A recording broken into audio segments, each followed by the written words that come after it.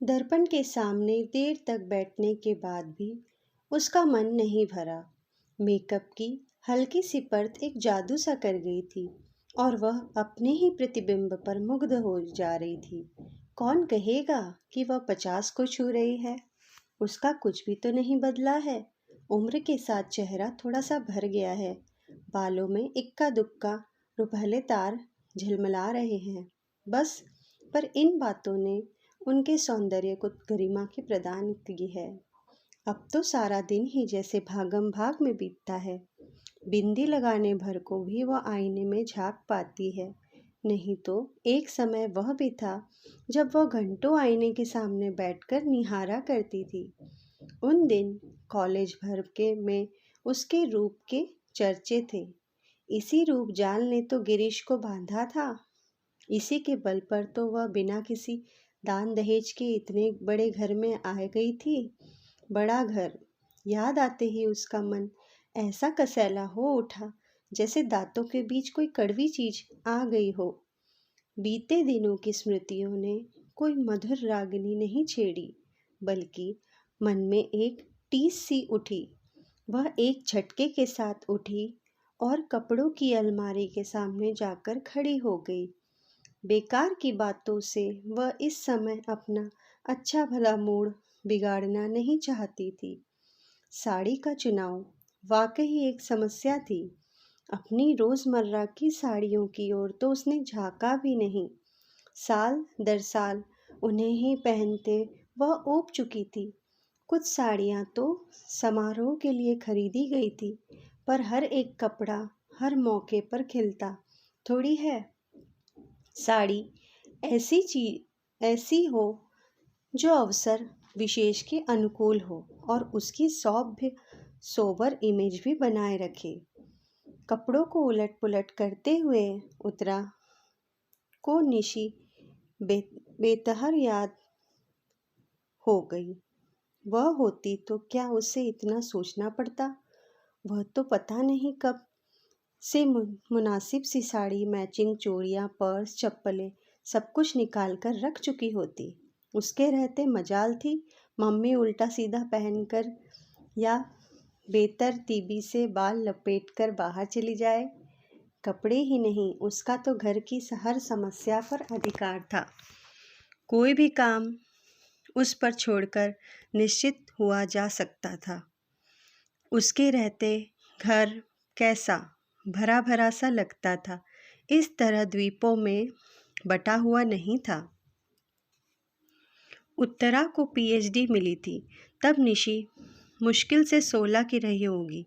Staff member party के लिए इसरार कर रहे थे। उत्तरा ने सोचा वह कैंटीन में कुछ खिला पिला देगी, पर निशी अड़ गई। कॉलेज में क्यों मम्मी, तुम्हारा घर नहीं है? और पार्टी का सारा प्रबंध उसने अकेले ही किया। खाना तो खैर बनवाया गया था, पर प्लेटें, चम्मच, नैपकिन, बर्फ, यहाँ तक कि पान सुपारी और जर्दे की भी व्यवस्था उसने इतनी सुघड़ता से की थी कि सब चकित ही रह गए। लोग अब फिर पार्टी मांग रहे हैं, पर अब उत्तरा की हिम्मत टूट गई है। यों कहने को तो घर में आशु भी है, पर आशु, उसने आवाज़ दी, पर जैसे ही वह जानती थी कोई जवाब नहीं आया। आजकल तो वह बस अपने पापा के आसपास ही मंडराया करती है। निशी भी तो आशु उसके साथ लगी रहती है। उसकी शादी क्या हुई? दोनों ही लड़कियां हाथ से निकल गई। आशु, इस बार आवाज़ थोड़ी ऊंची थी और तल्ख भी। क्या है मम्मी? मूर्तिमान बेजारी बनकर आशु सामने आकर खड़ी हो गई। उसके लहजे से उत्तरा का पारा चढ़ गया। वह भूल सी गई है कि क्यों बुलाया था। रूखे स्वर में पूछा, तुम अभी तक तैयार नहीं हुई? चलना नहीं है क्या? कहा, ओह, आज आपका फंक्शन है ना? सॉरी मम्मी, मेरा जाना नहीं हो सकेगा। क्यों? पापा को बुखार है? कोई नई बात है? नहीं, पर ऐसी स्थिति में उन्हें अकेला छोड़कर नहीं जा सकते। 2 घंटे महादेव उनके पास बैठ सकता है।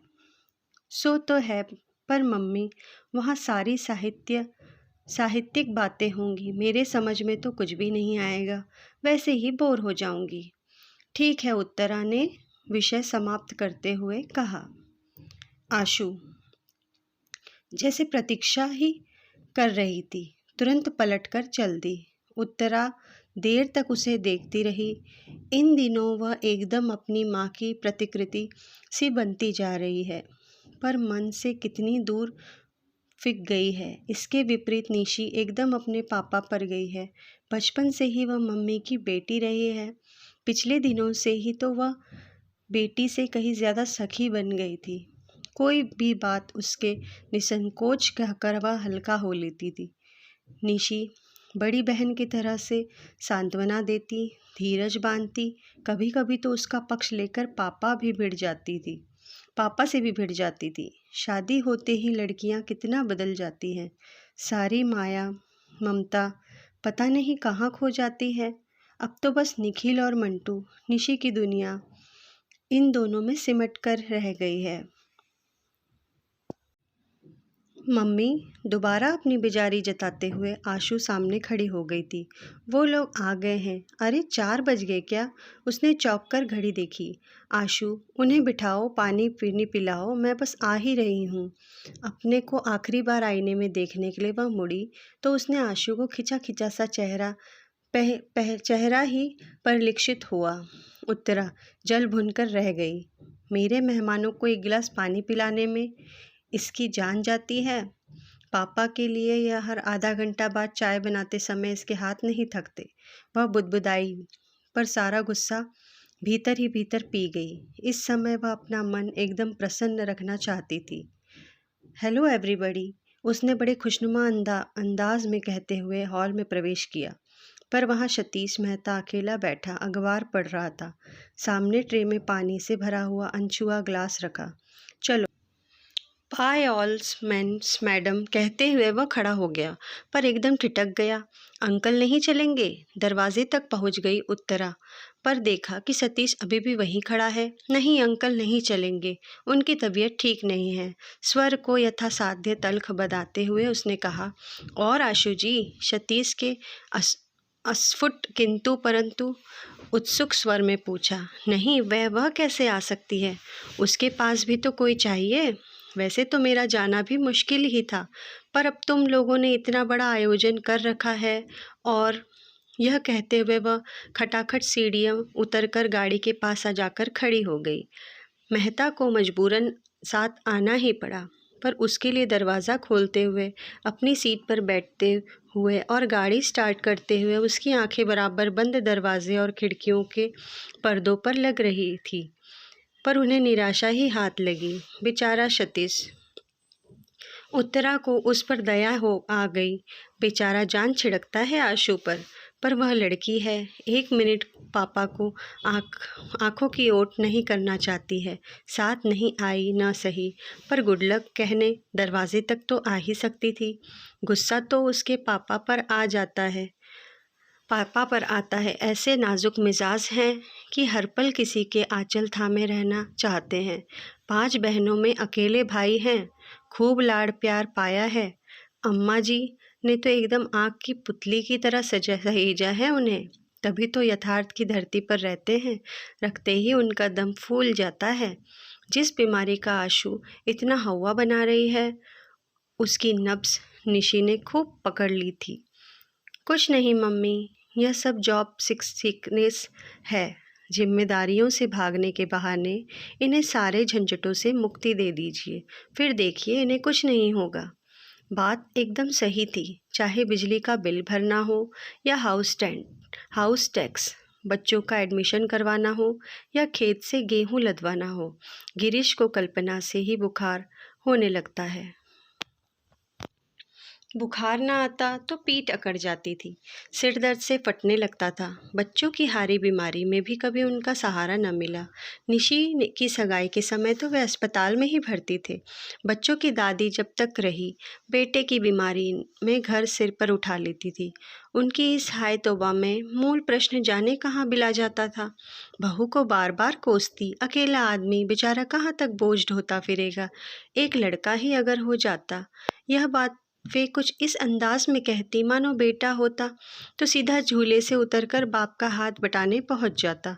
अम्मा जी की मृत्यु के बाद तो गिरीश एकदम जैसे निराश्रित हो गए। पहले तो उन्हें उत्तर का सहारा लेना चाहिए, पर वैसे संवेदनशील सेवा वह कैसे करती, कब करती? आखिर बच्चे भी तो उसी को पालने थे।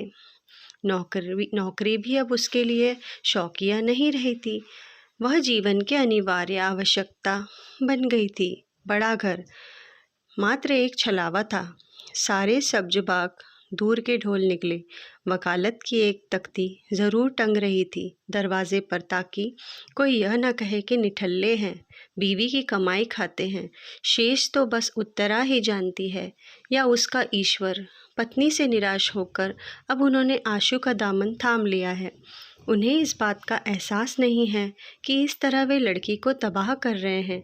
पता नहीं कैसे उसके मन में यह भय बैठ गया है कि उसकी शादी होते ही पापा एकदम अकेले पड़ जाएंगे।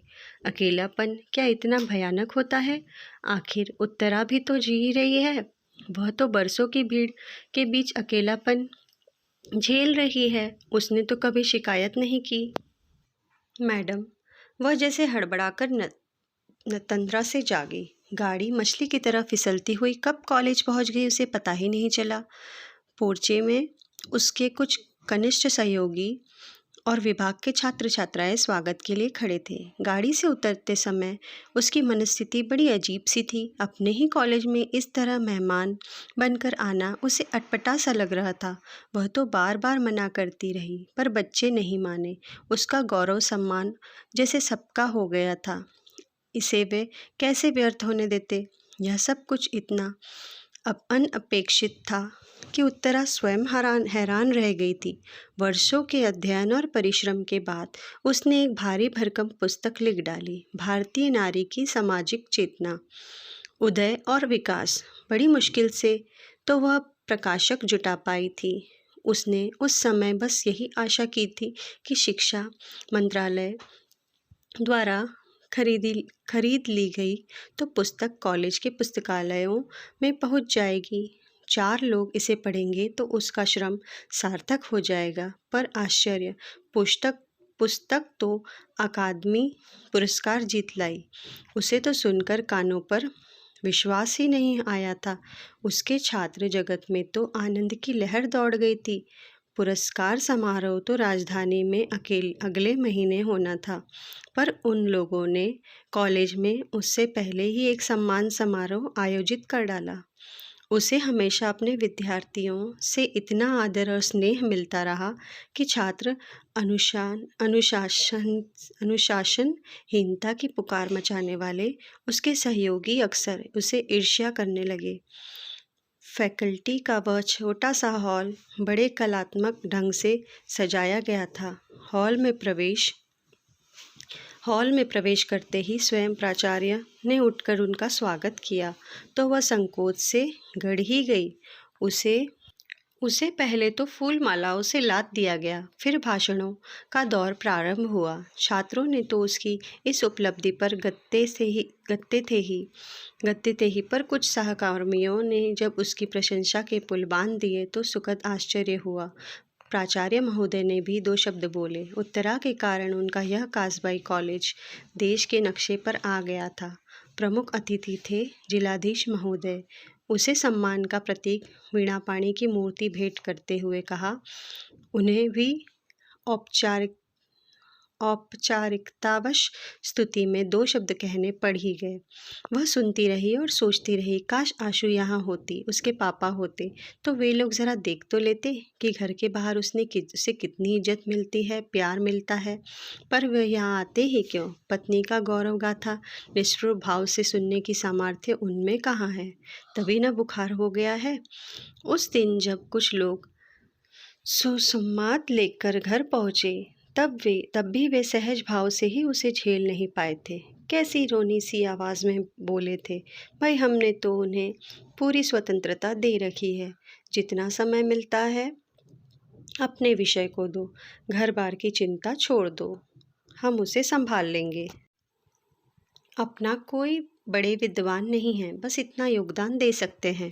उनके हर शब्द से झांकते हीनता बोध ने उसे इतना ही नहीं कचोटा था जितना उनके झूठ ने। मन हुआ सबके सामने उन्हें बेनकाब कर दे, बता दे कि वे कितना घर द्वार देखते हैं, पर चुप बनी रही।